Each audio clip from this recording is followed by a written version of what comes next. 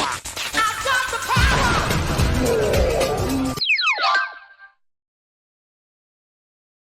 This review has been made possible by Norbert thanks to his awesome support on Ko-fi. If you'd like to be like him, please head over to my Ko-fi commission page to learn more details on how you can order your own request for me to review a single episode of a cartoon of your choice. Today I'm talking about another Nicktoon, Catscratch, which I frequently hear is an overlooked gem that Nickelodeon rarely acknowledges nowadays, despite them apparently trying to hype the hell out of it when it began airing nearly 20 years ago. Don't you love when that sort of thing happens to new cartoons? So when it comes to my relationship with Catscratch, I do have vague memories of occasionally seeing it play on white TV through the mid to late 2000s, but the most I could remember was how the main trio of cats, Gordon, Waterfall, and Mr. Blik, don't look all that much like cats, especially with their lack of noses. Granted, they resemble felines more than Arthur does in actual AARDVARK, but it was still a turn off for me when I was younger. That nitpick aside, I consider myself casually acquainted with the series, with the last time I really watched it being when it was on the former Nickelodeon subscription through Prime Video in 2019. Even then, it didn't leave too much of a memorable impact on me, despite some of the great talent behind it, including the voice cast.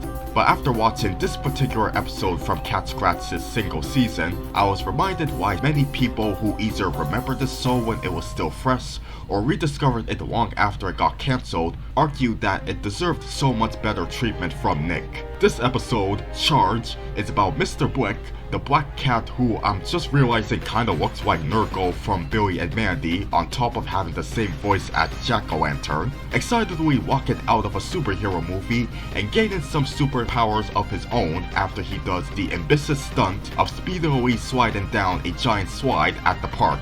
He now has an abundant amount of static electricity attached to him, turning him into the ultimate human feline magnet.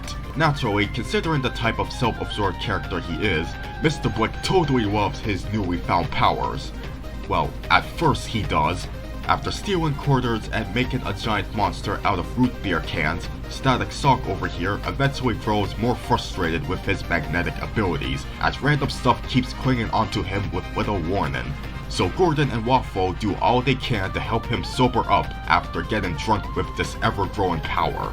All throughout the story, hilarity ensues. Plus we get a crossover with Braceface. I'll get to my favorite gags soon, but before I go further on what I loved about Charge, I'll explain why Norbert chose this episode of Catscratch for me to review. Basically, when he was sharing his TV series DVD collection with me, Norbert mentioned that he has the first season of Steven Spielberg's 80s anthology series, Amazing Stories. He told me he got it mainly because there was an episode titled The Main Attraction, which has a very similar premise to the Catscratch episode I'm reviewing today, and speculates that the latter may have been inspired by the former. I watched it to compare and contrast the two of them, and outside of both being comedic episodes about a self-centered character gaining magnetic powers he'd regret, they're very different in terms of how the characters got said supernatural abilities and how they deal with them. In the Amazing Stories episode, the narcissistic high school jock, Brad Bender, got his magnetic trait following a sudden meteorite crashing into his room. And here's what I believe is most important to point out. Whereas Mr. Blik was initially embracing the convenience his new powers brought him, before he'd realized they're holding him back from living with one less burden, Bender pretty much dislikes metal clinging onto him from the get-go. Thus, we see Bender's dilemma as more of a strong case of karma for how he treated the other kids at high school, including the way he kept avoiding this adorable nerd girl named Shirley.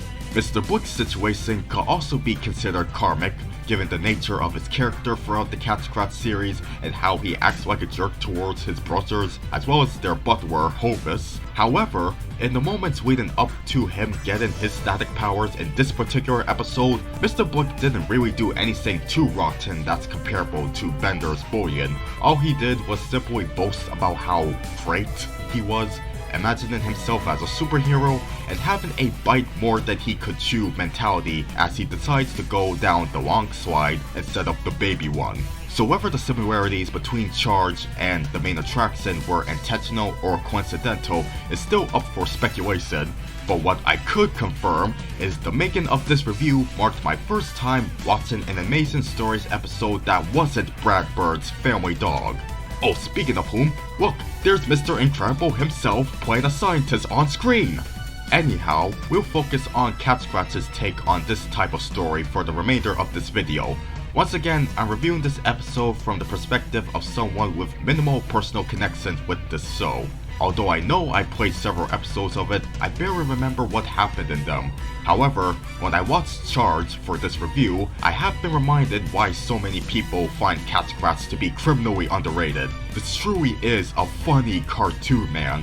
Not just with the general character dynamic between the main feline trio and their contrasting personalities, but also because of some well-written and well-timed out gags found in this specific episode. The show's zany humor may be reminiscent of what we've seen in classic Chuck Jones directed Looney Tunes shorts, but hey, what's wrong with taking influence from the legends? I'm pointing out my favorite jokes in Charge right now. As Mr. Blik's powers start to overstay their welcome, the doorbell rings, and who's stopping by but a damn flying bulldozer to whom Mr. Blik rapidly slams the door on. When the doorbell rings a second time, Mr. Blik lets Waterfall answer it this time, apparently caring less if the giant vehicle crosses his little brother. But Waterfall is instead met with a random guy giving away free gold. And because 3 times the charm, when the doorbell rings a final time, Mr. Blik, thinking he'll also be given free gold, he gets hit by not only the same alarm clock he threw out the window earlier, but also that same bulldozer he was avoiding. Like, where did the bulldozer disappear to while Waterfall was accepting the gold? Was it maliciously waiting to pounce on Mr. Blik as if it had something personal against him?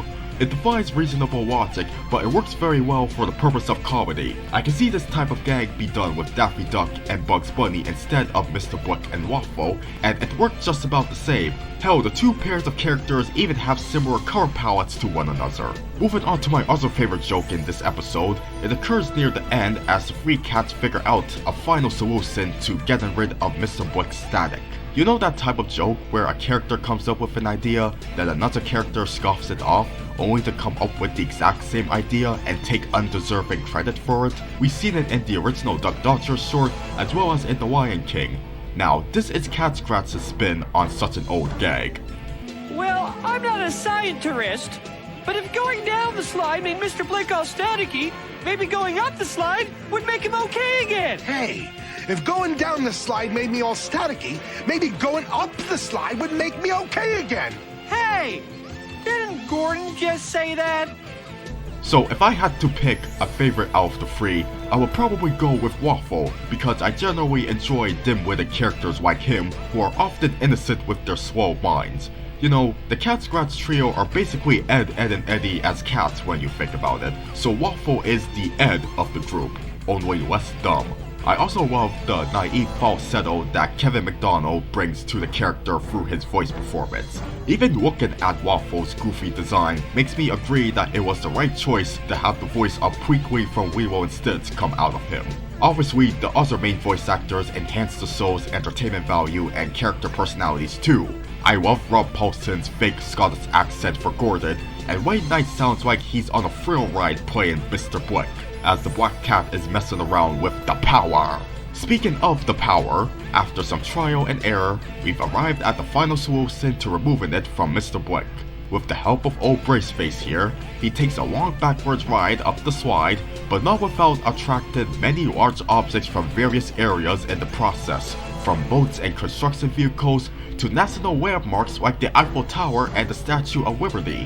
When I first saw this climax, bringing up Looney Tunes again, it reminded me of the ending to the Bugs Bunny short Compressed Hair, in which Wile E. Coyote uses a giant magnet as part of a scheme to catch bugs, but he ends up attracting pretty much everything else on Earth, including, coincidentally enough, the Eiffel Tower.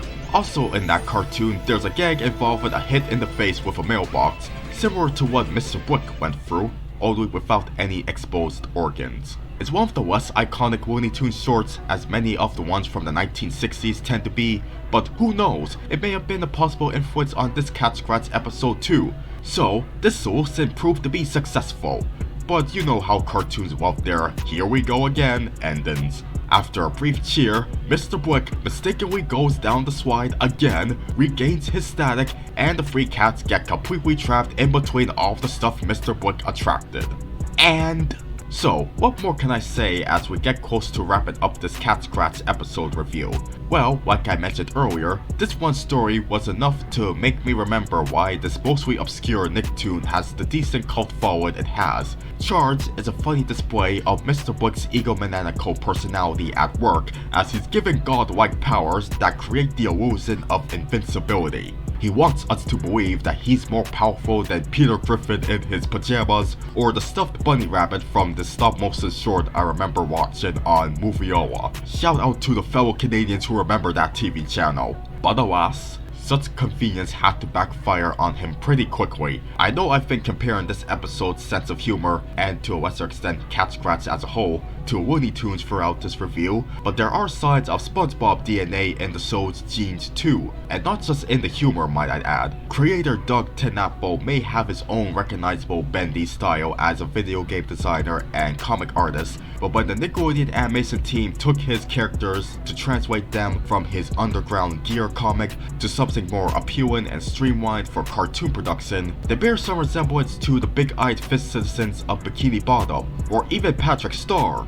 I think it's thanks to the involvement of character designer / storyboard artist Sean Tremont, a SpongeBob crew member who infamously went on to co-write such masterpieces as The Splinter and Stuck in the Ringer, and more recently directed a DreamWorks movie on Netflix that I often forget exists, Orion in the Dark.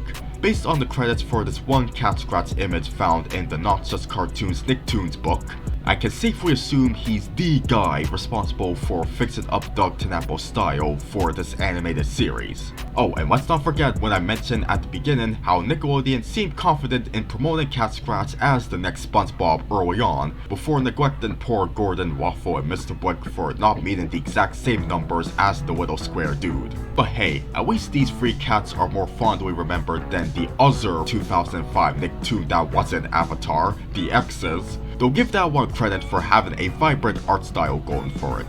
Similar to how I felt after reviewing My Life as a Teenage Robot's first episode, taking a look at this electrifyingly good episode of Catscratch makes me think that I ought to revisit this show again, watch all 20 episodes, and continue catching the hilarity that I may have missed on my earlier casual viewings. Thank you Norbert, if you're watching this review, for not only giving me this chance to laugh at Mr. Blik inebriated on the power, but also for your help in obtaining the footage for both Charge and its alleged live-action ancestor, the main attraction. To everyone else watching, please feel free to leave your own thoughts on Charge down in the comments, as well as your personal favorite Catscratch episodes, in case this isn't one of them. And as always, don't forget to like this video if you enjoyed it, subscribe for more cartoon reviews like this, and to help me reach 10,000 subs this year, hit the bell so you won't miss them, and leave a clock emoji in the comments to confirm that you watched this until the very end. Thanks for watching, take care, and happy early 20th anniversary to Catscratch!